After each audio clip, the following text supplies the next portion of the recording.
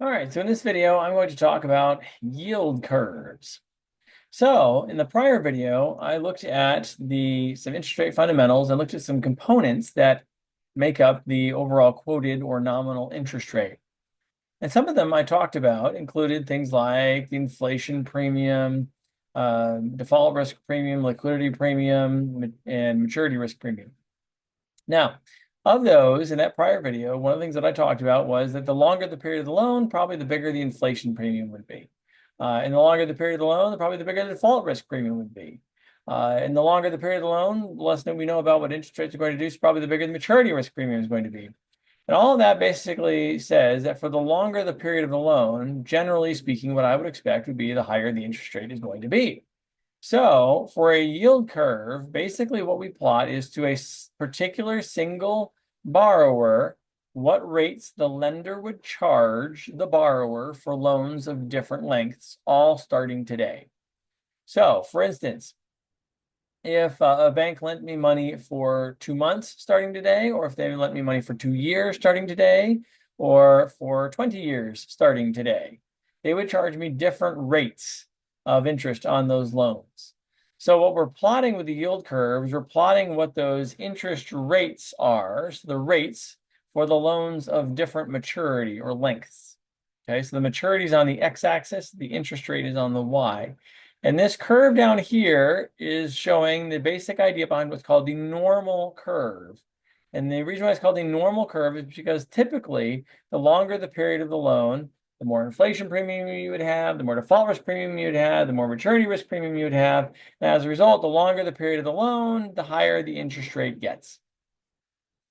Now, with that in mind, as a sort of a practical matter, this is why if you buy a home, for instance, if you do a 30-year mortgage, they may charge you one particular interest rate. But if you ask the bank for a quote on a 15-year mortgage, oftentimes the 15-year mortgage will actually be quoted a lower interest rate.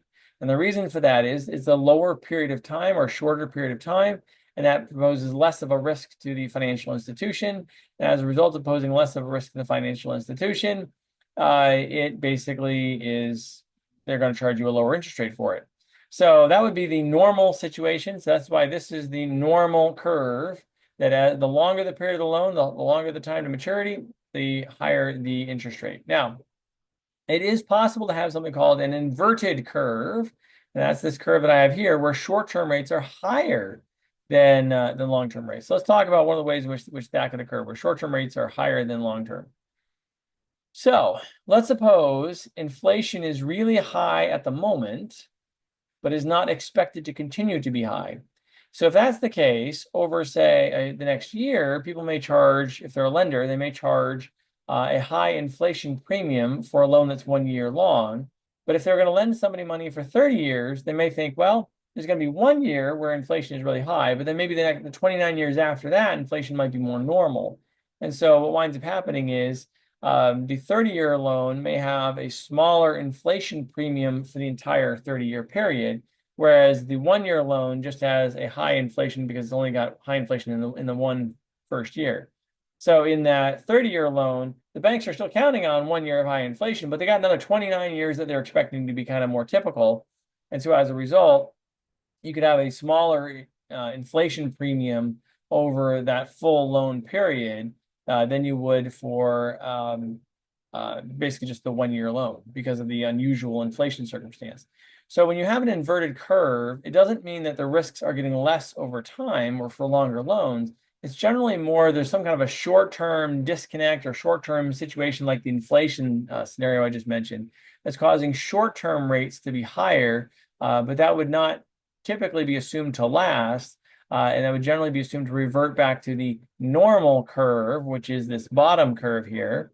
And that is why it is called the normal curve, because it's more normal or more typical.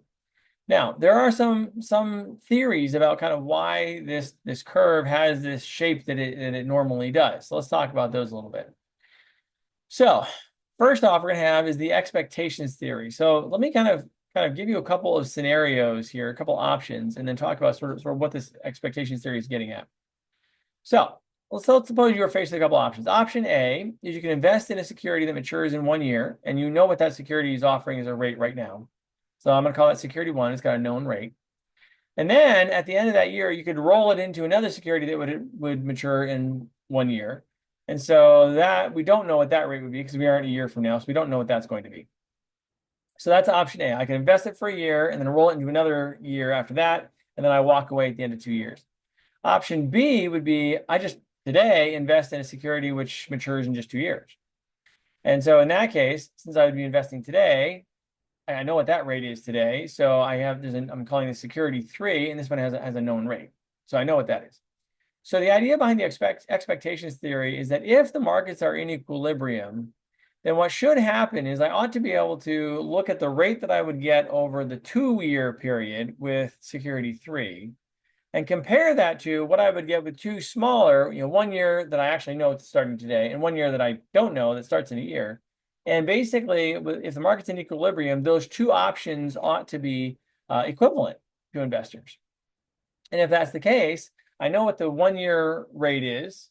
I know what the 2-year starting today, and I know what the 2-year rate is starting today. So the only thing I don't know is the 1-year rate that starts in a year.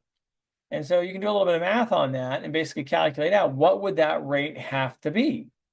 And basically what it's going to turn into is a situation that basically that 1-year rate a year from now under normal typical circumstances would actually wind up being higher.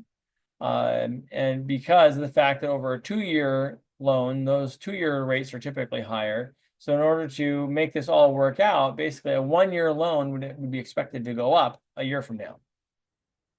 In order for these scenarios to be indifferent for the investor, or I should say for the investor to be indifferent between the scenarios. So if that's the case, what that kind of implies then is that with a normal curve, it's sort of the expectation that rates are going up. And one way to kind of interpret that would be, well, if the rates are going up in the future, maybe that's because more people are trying to borrow money in the future, more demand chasing the supply of dollars available for loans. And if that's the case, that might kind of be consistent with more economic activity or economic growth. So the thought there would be a normal curve would actually be consistent with more economic growth.